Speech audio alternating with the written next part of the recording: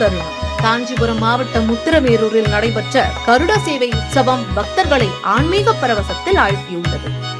காஞ்சிபுரம் மாவட்டம் உத்திரமேரூர் பகுதியில் சுமார் 1500 ஆண்டுகள் பழமை வாய்ந்த ஸ்ரீ சுந்தரவரதராஜ பெருமாள் கோவில் அமைந்துள்ளது.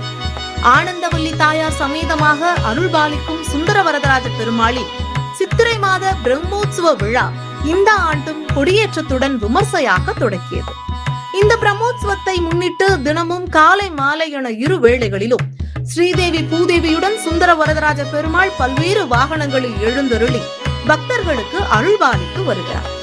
10 நாள் பிரம்மோற்சவத்தின் உச்ச நிகழ்வான கருட சேவை உற்சவத்தில் பெருமாள் கருட வாகனத்தில் எழுந்தருளி பக்தர்களுக்கு அருள் காட்சி தந்தார். உத்திரமேரூர் பேருந்து நிலையம் அருகில் உள்ள வைகுண்ட பெருமாள் கல்வெட்டு கோயிலின் கங்கை கொண்டான் மண்டபத்தில் சிறப்பு பூஜைகள், தீபாராதனைகள் நடைபெற்றன.